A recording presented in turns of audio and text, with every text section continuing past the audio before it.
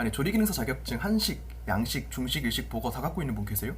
아니 그건 진짜 대단한 거예요. 잘했어요 진짜. 제가 요리사분들과 이야기를 하다 보면은 이런 말씀을 하시는 분들이 계세요. 자격증 그거 따도 뭐 실력이랑 아무 상관도 없는 거 아니야? 뭐 쓸데없어 뭐 이런 얘기 하시는 분들 계신데 뭐 반은 맞고 반은 틀린 이야기라고 해두겠습니다. 왜냐면 자격증은 레벨업을 할 수 있기 때문인데요. 뭐 RPG 게임처럼 아니면 뭐 군대 계급처럼, 자 예를 들어서 제가 뭐 얘기를 할게요. 저는 뭐 군인이라고 합시다. 이번에도 뭐 군발이 별거 없지 뭐 이렇게 하는 분이 계실 수도 있겠죠. 근데 만약에 제 계급이 뭐 장군급이에요, 막 포스타야, 참모 총장이야, 그럼 별거 없지가 않잖아요, 그죠? 일반 장병들이랑은 사회적 지위와 대우 자체가 전혀 다르죠. 자격증도 마찬가지입니다.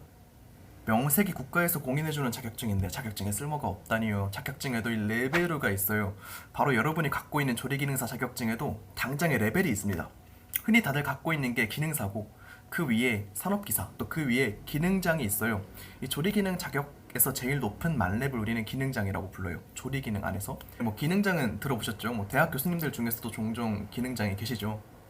자, 이게 조리 자격증의 레벨 순서거든요. 한식, 양식, 중식, 일식, 뭐 보거 각각의 종목마다 이 기능사, 산업기사, 기능장이 다 따로따로 다 있어요. 기능사는 대신 뭐 주부도 치고 취미로 요리하는 사람도 치고, 하지만 산업기사는 아무나 못 쳐요. 산업기사부터는 이 취미로 응시할 수가 있는 수준이 아니에요. 응시 자격 제한도 있고 어렵거든요. 이 2년제 이상의 관련 대학을 졸업했던지, 아니면 4년제에서 2년 이상 대학 수업을 이수했던지, 아니면 뭐 2년 이상의 현장 경력이 있던지 하지 않는 이상 산업기사를 응시할 수가 없습니다. 그래서 뭐 산업기사를 뭐 이런 조건들을 달성을 해야지 겨우 응시할 자격이 생기는 거고, 뭐 자격이 있으면 뭐해, 시험 공부도 빡세게 해야겠죠? 시험 치려면. 여러분이 조리기능사 자격증을 5개 갖고 있는 것보다 이 산업기사 자격증 1개 있는 게 훨씬 취업에 도움이 되고요, 더 인정도 받고, 현장에서도 더 이제 스펙으로 인정을 해주는 분위기입니다. 근데 꼴랑 기능사 갖고 있다고 자격증 별거 없다고 하는 건 지나친 오만이겠죠. 원래는 이게 국가기술 자격증의 전체 레벨이에요.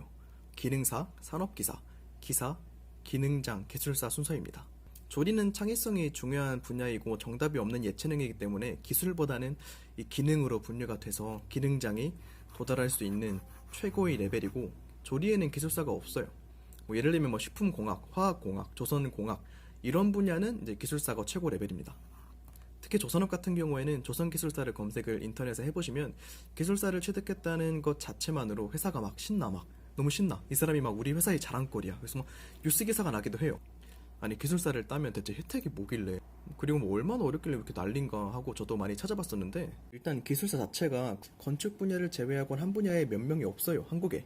뭐 예를 들어서 식품기술사의 경우에는 70년대에 첫 합격자가 나온 이후로 총 합격자가 766명 766명이 겨우 답니다. 1년에 겨우 20명 정도 합격을 하는 거죠.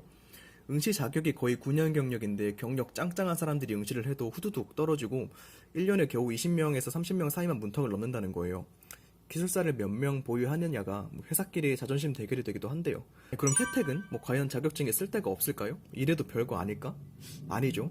제가 알아본 바 기술사를 취득하면 변호사, 변리사, 회계사와 업계를 나란히 하는 사회적인 지위를 갖게 된다고 합니다. 뭐 또 그리고 업계에서 박사랑 동일한 대우를 받는데요. 실제로 대학 교수가 될 수도 있어서 박사랑 동일 대우라고 하는 것 같기도 하고, 연봉도 당연히 경력 대비 올라가고, 각종 공무원, 공직 채용에 있어서도 가산점을 받게 된다고 합니다.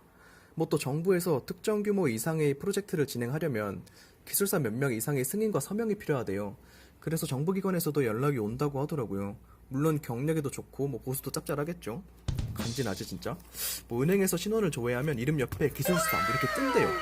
신용도가 엄청 올라간대요. 신용도 대출 한도도 높아지고 묻지도 따지지도 않고 1억 5천을 무담보로 빌려준다는 카드라도 있더라고. 뭐 이건 사실인지는 잘 모르겠고, 뭐 연금도 나온다는 거 같고 혜택이 엄청 많은 것 같아요. 식품 제조업에 종사하는 사람이기 때문에 식품공학 쪽 자격증을 갖고 있는데, 저는 우선 기사까지는 올라왔어요. 기사급은 4년제 관련 학과를 졸업하거나 4년 경력이 있어야만 치를 수 있는 시험이고요. 그리고 현재는 기술사 공부를 하고 있습니다. 공부를 시작한 지는 딱 1년 겨우 됐고요. 제가 책을 보여드리면서 후기를 한번 들려드릴게요. 일단 그 아래급 자격증 시험들이랑은 달리 진짜 기술사는 이 시험을 논술로 쳐요. 총 4교시 4시간 동안 40개 가까운 주제에 대해서 내가 아는 거를 다 뽑아서 줄줄 써야 된대요. 추가적으로 실무에 대한 응용 사례까지 같이 적어야 점수를 제대로 받을 수 있다고 하네요. 이게 지금 식품기술사협회에서 나온 12년도 개정판 책인데 봐도 진짜 내 머릿속에 지우개 진짜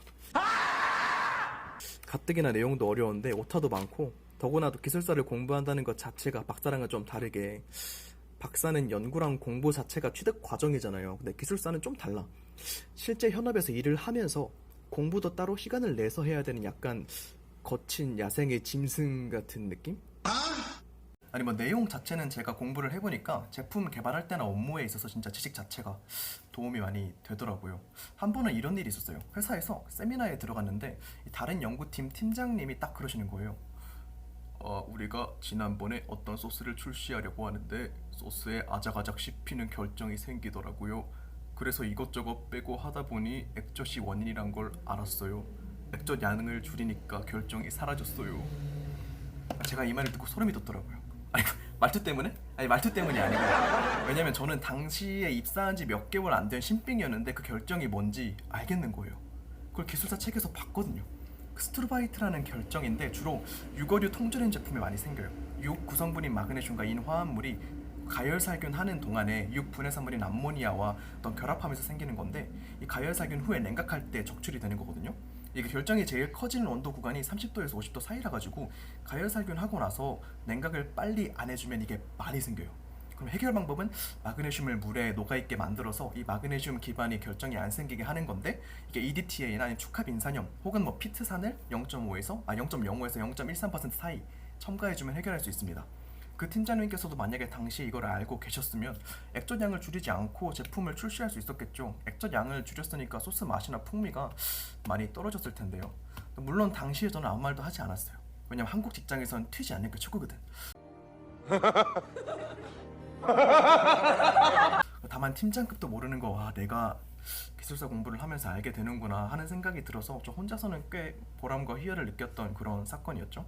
결론, 이 자격증에는 레벨루가 있다. 이 자격증에 쓸모가 없지가 않다. 다만 레벨업을 시키자. 뭐 기능사를 따면 실제로 산업기사를 경력 1년만 쌓으면 칠 수 있어요.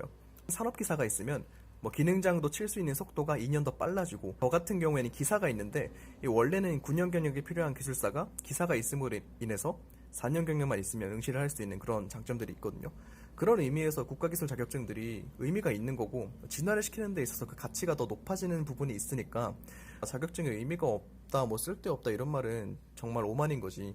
뭐 제가 오늘 하고 싶었던 말은 이런 부분이고, 또 추가적으로 식품기술사 공부를 하시는 분들, 하고 싶으신 분들, 시작하고 싶으신 분들이 있다고 하면 제가 정보를 드리자면, 짠!